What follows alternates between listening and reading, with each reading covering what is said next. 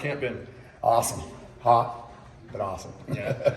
So how are the linebackers looking? Obviously, you know what you have in Devin and Nephi, but some of the younger guys like Ethan, Calvert, and Mason Tufaga, how are they showing? Awesome. Doing great. Got a lot of depth. I got that kind of a little bit of that split. Some older guys there. Got some younger guys that coming in. It provides a lot of depth. It gives the younger guys a chance to see how I like it done. They can witness it firsthand from an all Pac-12 guy. And it's good for them to see his leadership, stuff like that. So it's nice to have a top to bottom, if you will. How much do you lean on Devin Lloyd's leadership, especially in camp? I mean, the linebackers, we lean on it a ton, but I think it's the whole team that leans on it. He's a great leader. He pulls people along. He's compelling, if you will. He's extremely committed, but that's one thing that's good about him is it's not just all about him and him being great. He's trying to make this team great. He's trying to make the linebackers great.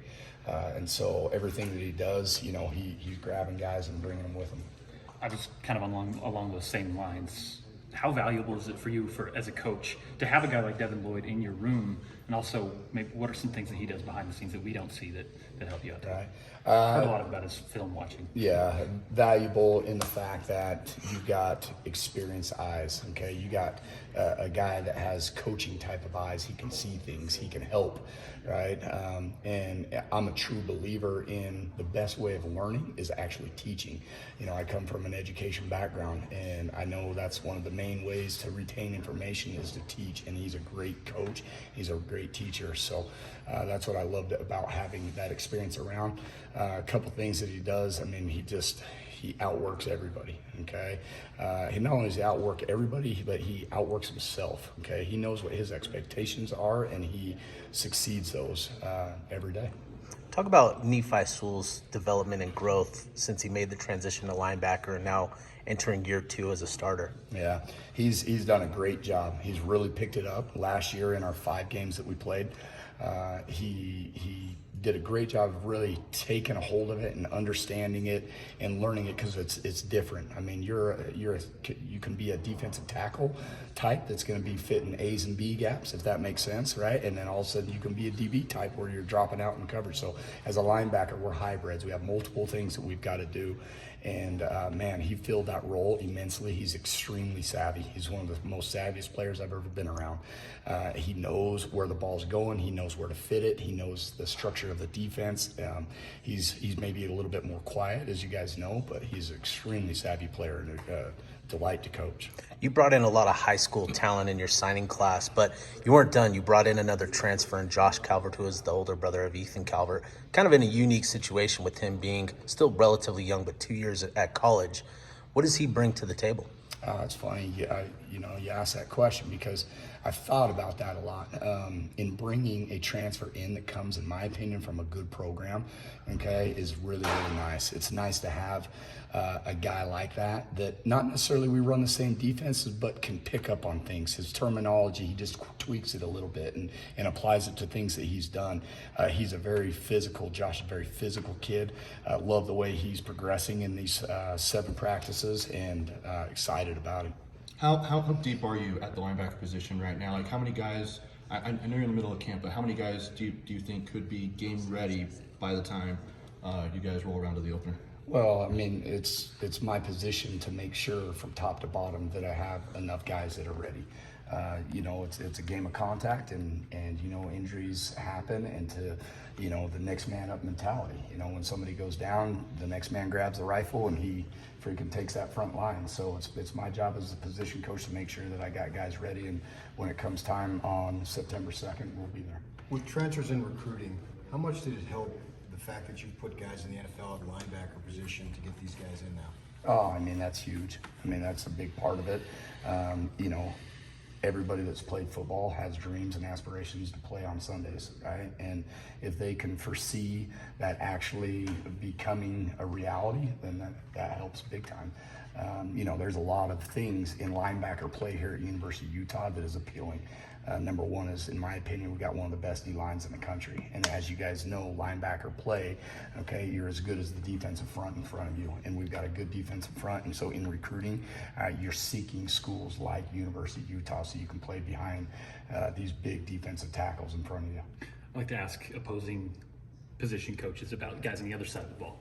From your perspective, how have the new faces, for the most part, in the running back room been? Yeah, love the competition. Okay, those guys are workhorses. I love the running back group. We face running backs and tight ends quite a bit, and from top to bottom, they've got a lot of depth as well. And really excited about what they're bringing. I mean, day in and day out, they're making us work as linebackers, and really like the running back group. I asked Kyle McDonald this the other day, but Utah's brought in a lot of talent, raised the talent level really, and Utah's also been known as a program built on competition. How do you get guys that are coming in with maybe higher talent levels to buy into that culture of competition? That's exactly what it is. It's a culture here, all right? This is what we're known for, right?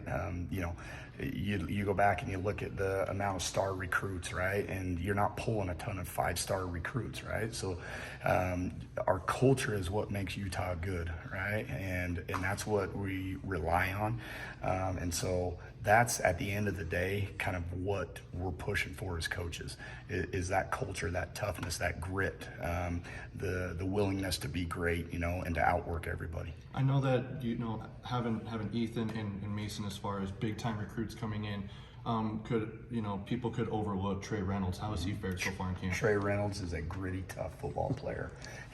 I love Trey Reynolds, and like you said, people could overlook him, but he's fantastic. He works his butt off. He's got a work ethic like Devin Lloyd, and he will wear that projector out in the film rooms, and he wants to be great. And what's funny is he's been here for 7 months now, and he's really made a name for himself. Coach, you talked about Devin Lloyd's leadership. How have you seen him kind of bring along some of the younger linebackers so far in camp? Well, I think there was linebackers here that did it for Devin.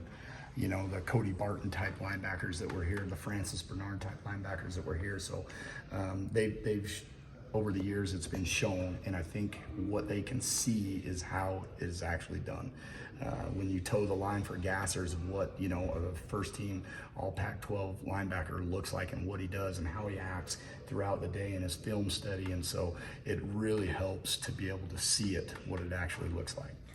Besides you, who would be the best bulldogger in your life? Probably Trey Reynolds. Probably Trey Reynolds. You gotta have sheer strength. And Trey Reynolds has that. You gotta be a little loose up here too. You gotta have a screw loose to jump off of a horse going about 35 miles an hour onto a steer. So that's a good question. With Tifaga and obviously Ethan Calvert being 4-star recruits, and the depth that you've talked about at the linebacker position this year, how do you kind of see their roles?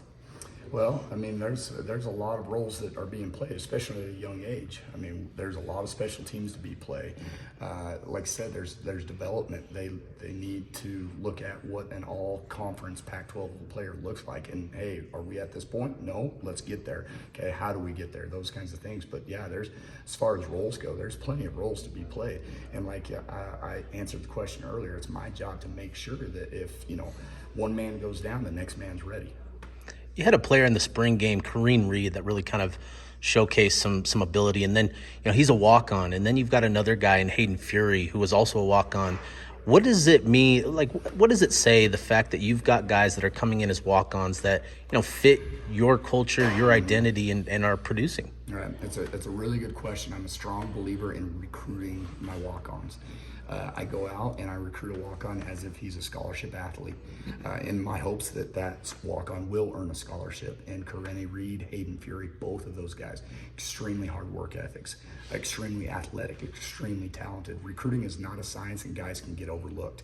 Those guys are good enough to play here. Those guys are talented enough, and I love everything about both those guys. They are, as you already mentioned, had a great spring, both of them, and fired up about both of them thus far. Yeah.